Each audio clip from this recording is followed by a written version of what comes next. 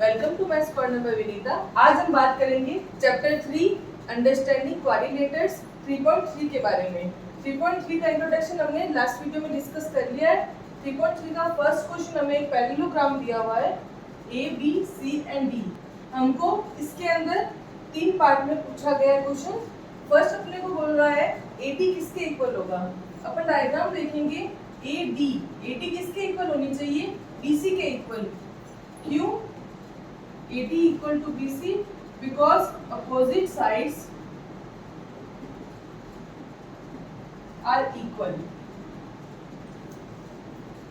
हमें पता है पैरेललोग्राम की अपोजिट साइड्स इक्वल होती है। सेकंड अपना पूछ रहा है angle DCB, BC and B ये किसके इक्वल होगा, एंगल DAB के। एंगल DAB ये क्यों होगा, अपोजिट एंगल्स आर इक्वल।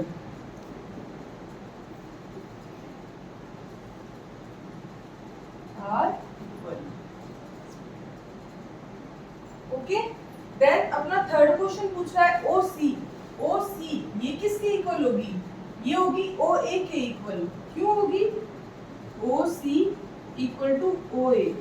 ये हमें पता है कि जो इसका डायगोनल होता है ये इसको बाइसेक्ट करता है। बाइसेक्ट करेगा तो ये कैसे करेगा, OA एंड OC के अंदर। तो अपने बोलेंगे diagonals are bisect each other. हो गया क्लियर। फोर्थ अपना है M angle BAB plus M angle CBA ये किसके इक्वल होगा। अपन डायग्राम में देखेंगे DAB एंड CBA एंगल इसकी एंड इसकी बात कर रहे हैं। तो ये क्या है, एक ही लाइन पे बने हुए 2 एंगल्स हैं, तो इनको क्या बोलेंगे, एडजेसेंट एंगल्स। तो क्या होंगे ये 180 डिग्री होगा। इन दोनों का सम कितना होगा, 180 degree. Adjacent angles are supplementary।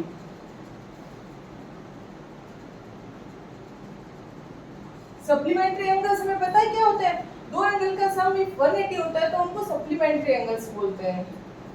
Okay, next अपना सेकंड क्वेश्चन है। ये 5 पार्ट्स में है, तो इसके पहले फर्स्ट पार्ट पे आएंगे। एक पैरेललोग्राम दे रखा है, हमें यहाँ पे फाइंड करनी है x, y एंड z की वैल्यूज। तो हम देखेंगे इसमें सबसे पहले x के लिए x प्लस 100 इक्वल टू 180 क्यों होगा। अभी हमने लास्ट क्वेश्चन में बात की थी कि ये एडजेसेंट एंगल का सम कितना होता है, 180 डिग्री होता है। x की वैल्यू आ जाएगी 80 डिग्री। x की वैल्यू 80 डिग्री है तो z की वैल्यू क्या होगी, 80 डिग्री। क्यों होगी 80 डिग्री इसकी वैल्यू, अपोजिट एंगल पैरेललोग्राम में इक्वल होते हैं। तो यहाँ पे लिखेंगे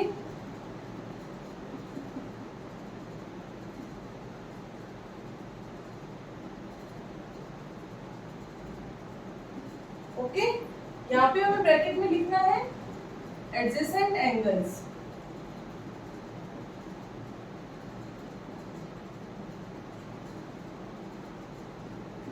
एडजेसेंट एंगल्स का सम क्या होता है, 180 डिग्री होता है। y equals to 100 because opposite angles are equal।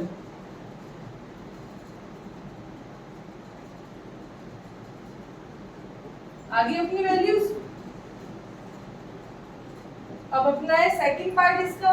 Second part में हमें क्या बोल रहा है, x की वैल्यू निकालनी है, x प्लस 50 180 एडजेसेंट एंगल्स है।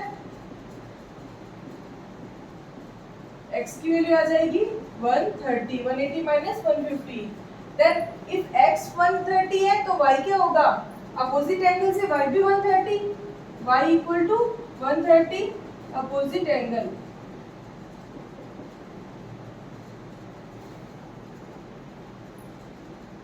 Are equal. नाउ अपने पास रहा है z। z को कैसे फाइंड करेंगे, तो यहाँ पे x की वैल्यू हमारे पास 130 130 आ गई। मैं अगर इसको ऐसे समझूं कि ये डायग्राम ऐसे बना हुआ है, ओके, ये यहाँ पे x है मेरा एंड ये मेरा यहाँ पे z है, तो ये क्या होते हैं, कॉरेस्पॉन्डिंग एंगल्स होते हैं। तो इसका मतलब कॉरेस्पॉन्डिंग एंगल आपस में इक्वल होते हैं। x 130 है, देन z भी क्या होगा 130, तो इसको यहाँ पे इरेज कर देंगे।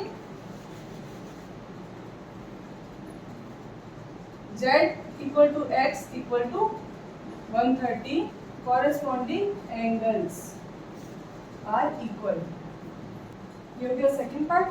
अब थर्ड अपना पार्ट है सेकंड क्वेश्चन का। यहाँ पे हमें 90 डिग्री दे रखा है, ये angle 30 degree and x y z की वैल्यू फाइंड करनी है। तो सबसे पहले अपने यहाँ पे x इक्वल टू आ जाएगा 90 डिग्री। क्यों? यहाँ पे 90 डिग्री है, वर्टिकली अपोजिट एंगल है, तो क्या लिखेंगे, वर्टिकली अपोजिट एंगल्स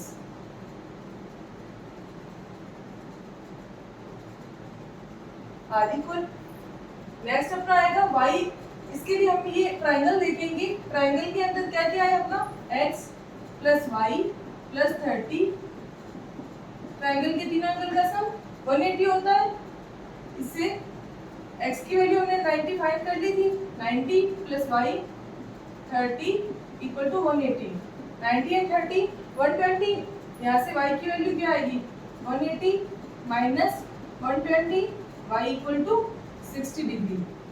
ये आ गया अपना y। अब अपने को क्या चाहिए, z के लिए अपने को फाइंड करना है।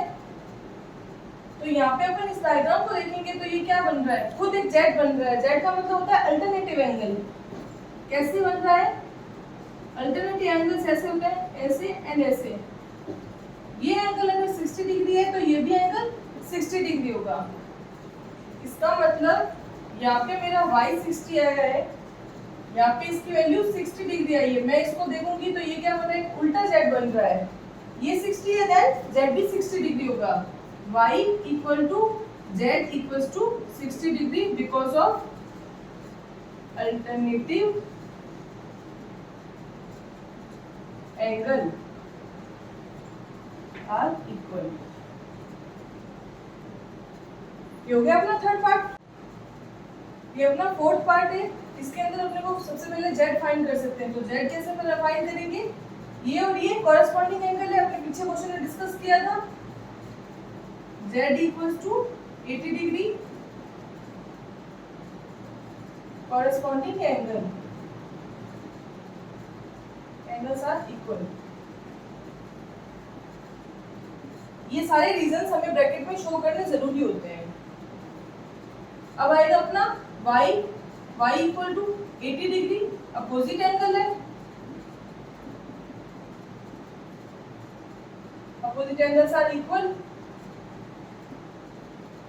पैरेललोग्राम में अपोजिट एंगल इक्वल होते हैं। अब x है, x कैसा आएगा, x plus 80 degree equals to 180 degree, adjacent angles. Adjacent angles are supplementary. Adjacent angle supplementary होते हैं, दोनों का एंगल का सम 180 होता है। यहाँ से x की वैल्यू फाइंड करेंगे तो आ जाएगी 180 minus 80, x equal to 100 degree. ये हो गए सारे फाइंड। ये अपना फिफ्थ पार्ट है। फिफ्थ पार्ट में यहाँ पे देखेंगे y की वैल्यू, तो y की वैल्यू यहाँ पे ये 112 है, अपोजिट एंगल से ये भी 112 आ जाएगा। y equals to 112, opposite angles are equal.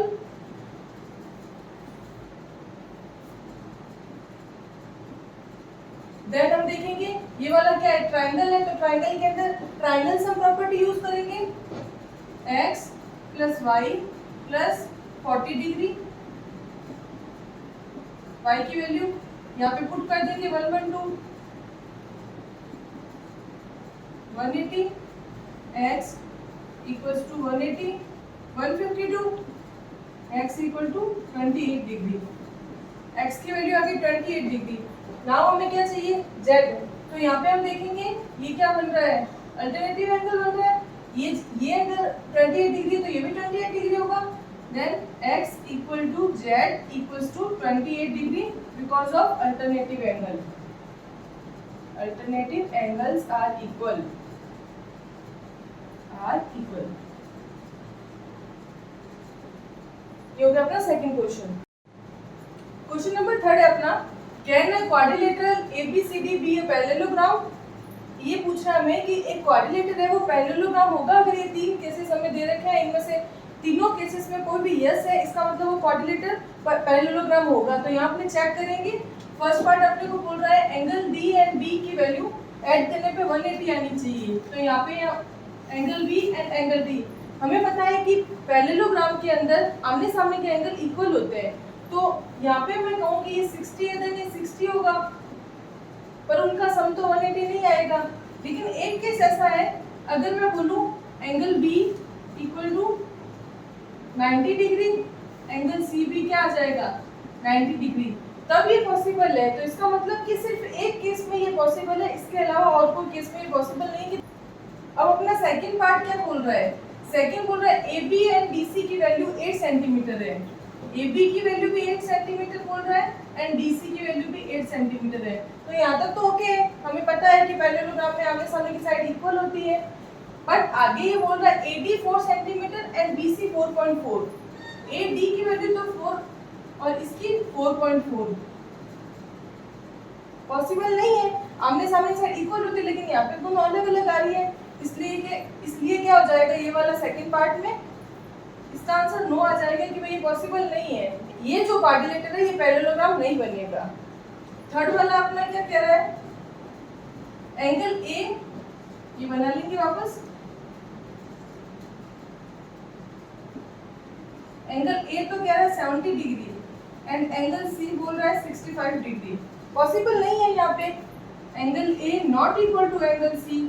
और पैरेललोग्राम की प्रॉपर्टी के अकॉर्डिंग क्या होता है, एंगल ए एंगल सी के इक्वल होता है, आमने सामने के अपोजिट एंगल्स क्या होते हैं, इक्वल होते हैं। तो अगर ये 70-70 होते तो यस हो जाता, तो इसका भी क्या हो जाएगा, ये भी नो हो जाएगा कि ये भी जो क्वाड्रिलेटर है ये पैरेललोग्राम नहीं बनेगा। अब अपना क्वेश्चन नंबर 4 बोल रहा है, draw rough figure of a quadrilateral that is not a parallelogram but has exactly two opposite angles of equal major.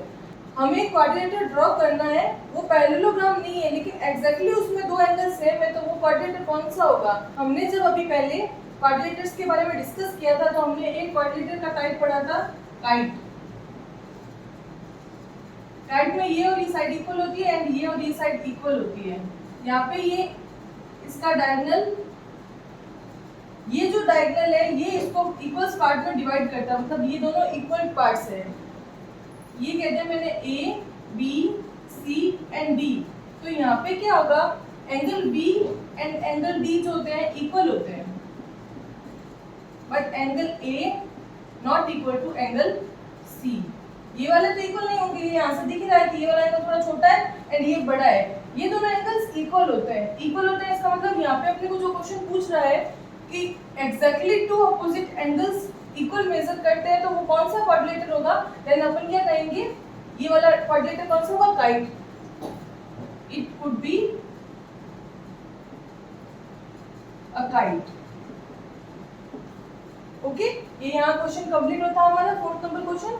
ये हमने डिस्कस की एक्सरसाइज 3.3 के क्वेश्चन नंबर 4 तक। नेक्स्ट वीडियो में अपन नेक्स्ट क्वेश्चंस के बारे में डिस्कस करेंगे। अगर आपको वीडियो पसंद आया तो लाइक करें, सब्सक्राइब करें एंड बेल आइकन को प्रेस करें।